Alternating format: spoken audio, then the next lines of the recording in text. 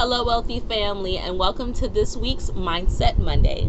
Today, we are starting with part one of a three-part series breaking down the book, The Psychology of Self-Esteem.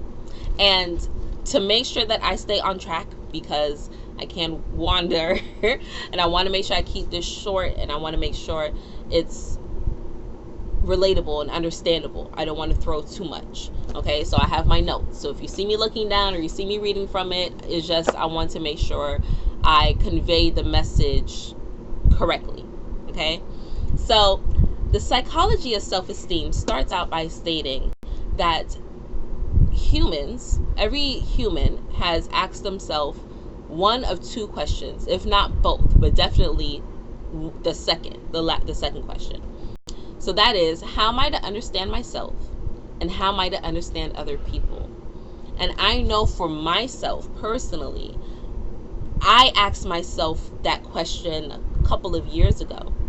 I was in a situation where I did not realize that my thoughts were a direct consequence and giving me a direct reflection of what it is that I was causing. So I was trying to understand how I could make the person I was with happy, so I could in turn be happy, so my life could be happy. And then I had to realize, no, I need to understand me first. I need to understand what I will and will not allow. And how can I do that? Because there's not enough people I can go to that have a lifestyle that I envision in my mind. When I went looking for answers on how the human mind works, there was not a lot out there to access. So a quote that this book had that I loved is by Herman Ebbinghaus. It says, "Psychology has a long past but a short history." It was just classified as something that should be studied in the last century. That's not that long ago. And then it was broken down into different science categories. But man, if you were to try to break down astrophysiology, sorry, and quantum physics, if you were to look that up not too long ago, you would be lost in a vast sea of nothing, because there was hardly anything out there. So that's exactly what this quote is saying, because the psychology of man, or it also includes the study of animals. So the study of psychology is so important because your mind, your psyche governs everything you do.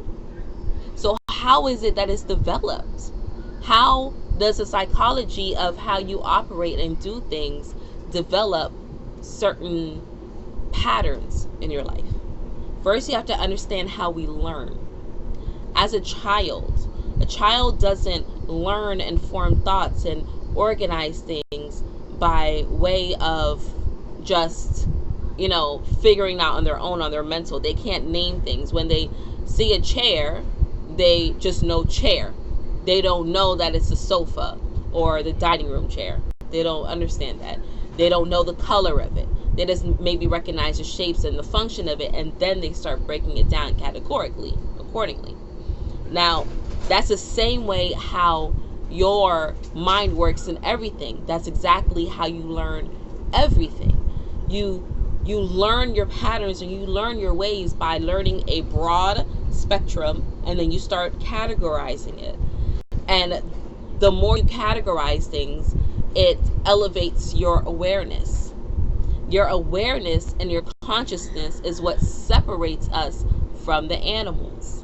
It's what allows us to have the ability to build a self-esteem, a self-image of ourselves, to build our self-esteem, which is just our opinion of ourselves. Okay? Because the animals and us as humans, we fall into the same category of living organisms.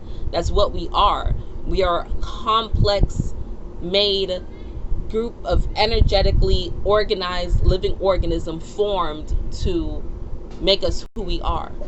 But the ability to use language and use words in the way that we could form thoughts is what separates us from the animals. Okay? It allows us to say, this is justice. It allows us to understand what is freedom. It allows us to seek out what is sovereign, what is divine, the use of language and the ability to form those thoughts. Okay? So, depending on where you are developing those thoughts from, how your mind is programmed, and the level of awareness that you experience, that is what helps you boost your self-esteem or lower your self-esteem. Okay? That's just the basic foundation. Okay? Because understanding how animals live and how animals survive, they have a basic instinct, right? They know that they need to eat. They know this is how they, need to swim if they can be a land and a water animal, right? You go in to bathe yourself, to drink, to do what you need to do, and then you go. They don't need a guidebook for that. But we as humans, we're the only ones who sit here and develop the psychology of questioning things and having to figure out, how is it that we're going to live? How can I be a decent human being? How is it that I can, eat?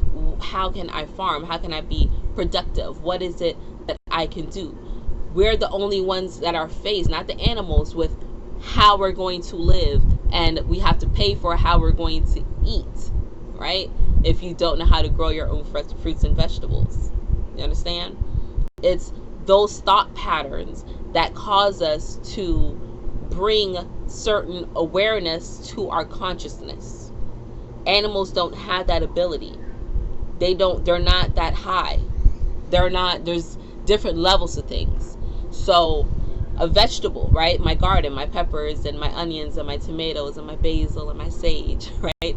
Those are vegetative. They're living organisms, right? But they don't have a psyche. So we're not going to study psychology on how they operate, but they are living organisms because they produce, they grow, they thrive, right? They're alive.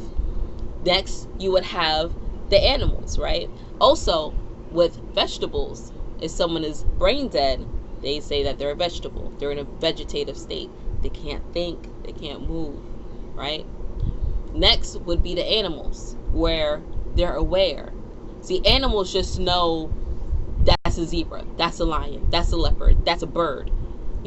That's this and that. They can't separate and make distinctions like humans do by saying, oh, that's a dove, that's a pigeon, that's a seagull. Animals can't name things. They can't categorize things as we as humans do. Okay?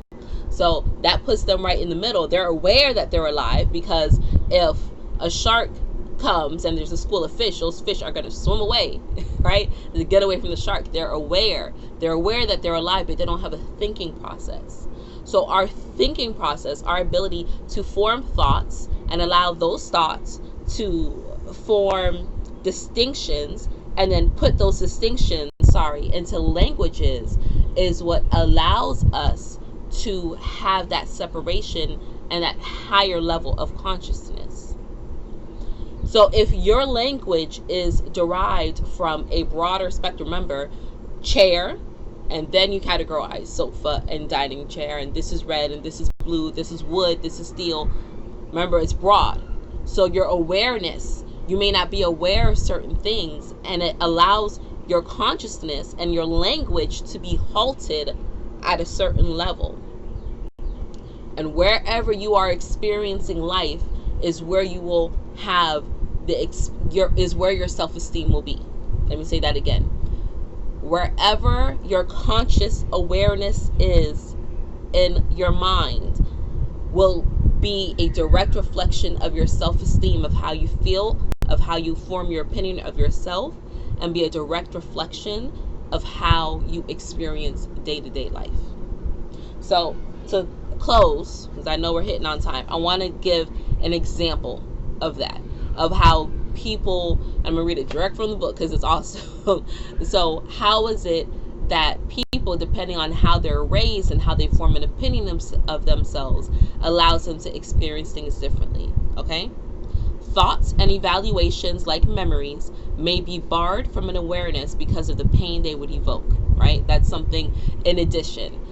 Again, the way how you have an opinion of yourself determines how you will experience life. So you may not be willing to go down a certain road because you have a memory of something that's going to trigger pain. So it's going to try to block that out so you don't experience that in your life anymore. Okay? So, a religious person, for example, might be appalled to find himself entertaining doubts about his professed beliefs. He condemns himself as sinful and, in effect, tells these doubts, "Get thee behind me, Satan." And the doubts retreat from his field of awareness. Sorry. At first, he evades these doubts. Later, if it is not necessary, he has repressed them. He may then proceed to reinforce the repression of intensified expressions of religious fervor, which will help to divert his attention from any lingering uneasiness he cannot fully dispel. So that's basically saying someone who is deeply religious, as I once was, may hear something that may test their belief, and it may cause them to be like, "Oh, no, I rebuke that thought. Get behind me, Satan," right? Not today, Satan. That's not what we're doing. No, I rebuke that, right? It's that thought because it's questioning something that you've held so valuable. It's something that you've put so much energy into that if you feel something question that, it can cause you to halt because you don't want to take a hit to your psyche saying that can't be possible because you've put so much into that and you're not crazy. You understand? So having that suppression, that desire to not want to experience something will cause you to lower your awareness because you're not open to the expansion or the possibilities of something that you've held that's been hardwired into your consciousness through language and thought repetition, through your organized levels of cells that banded together, that now sends off that signal of feeling every time you experience something. You don't allow your awareness to rise. You don't let your consciousness arise and evolve. And it causes your self-esteem to get stagnant. But what happens when you're stagnant? Well, we're going to talk about that next week. Okay? So I hope this is something that you were able to find value from. Pick what it is, hear the message with an open mind and apply what it is that you can to help better yourself, because your best version of you is already inside of you. You just need to tap into it and allow it to be, right? Allow those self-conscious thoughts to rise. Allow your awareness to expand and be like that child who's learning chair. Go through that clean slate and just see everything broad, and then just start learning for yourself and categorizing. Just start rewriting those energy patterns. Okay? So that is all I have for you today, wealthy family. Thank you so much for rocking out with me, sharing some time with me. Please comment below. Let me know your thoughts. Feel free to like and subscribe. Subscribe's over there, I think. But feel free to connect, right? Let's build a beautiful tribe, because now is the time to do so. So until next time, wealthy family, stay aware, stay alert, stay vigilant, and live in love.